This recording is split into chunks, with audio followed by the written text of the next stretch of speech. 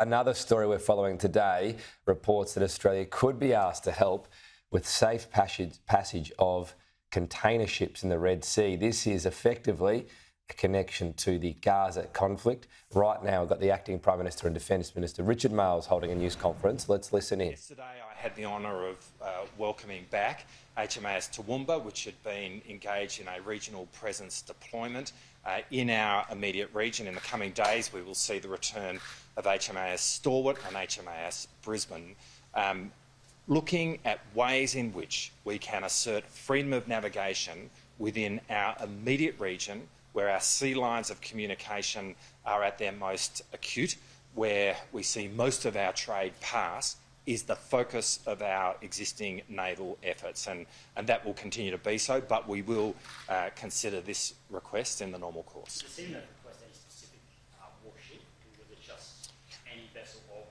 of Yeah, look, it is a request through at an operational level, and as I say, we'll consider that request in the normal way. I want to emphasise the focus of our efforts is on our immediate region. And the regional presence deployments that have been engaged in over the last few months have been critically important in terms of asserting Australia's national interest in freedom of navigation.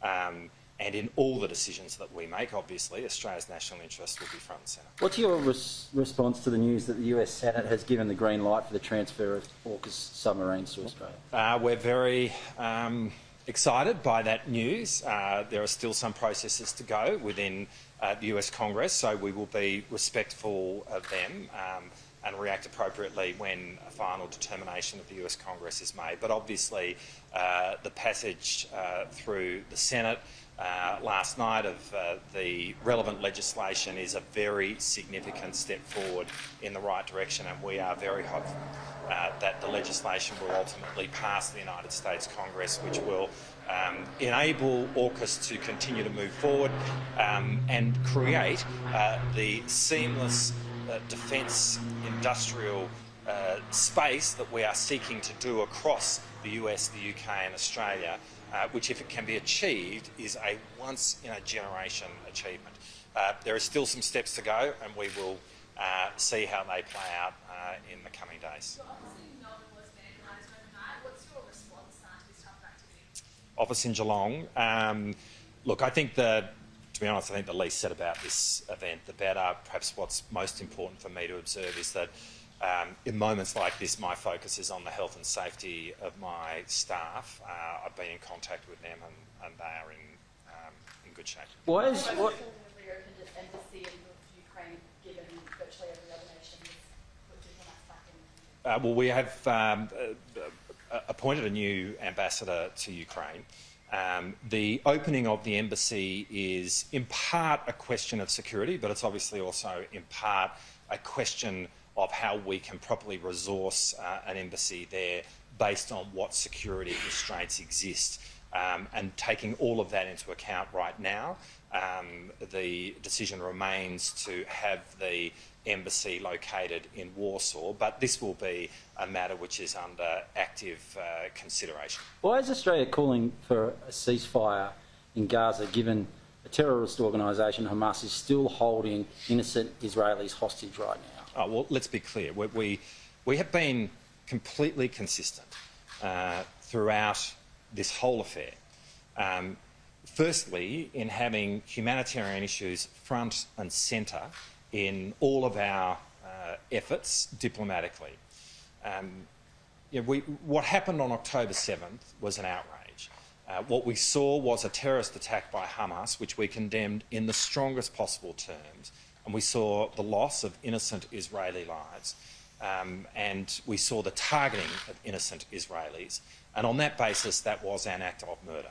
And we made that really clear at the start, along with the right of Israel to defend itself.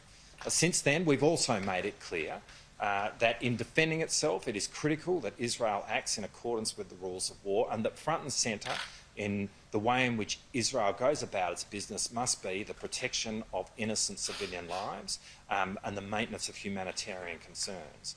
And we have been consistent in our advocacy around that. It was on the basis of that that we were calling for a humanitarian pause, and in that humanitarian pause, we were able to see much good achieved, including the release of a number of hostages that had been taken by Hamas. In calling for a move towards a ceasefire, we have made clear at every step that that cannot be one-sided, that part of that must be the unconditional release by Hamas of the hostages that they took. And that remains the position of the Australian government. That formed part of the statement that the Australian government made in combination with Canada and New Zealand in describing or explaining the vote that we took in the last 48 hours. So our position has remained consistent here. We want to see humanitarian concerns obviously placed front and centre. And might I say, that's part of the American advocacy in this space as well.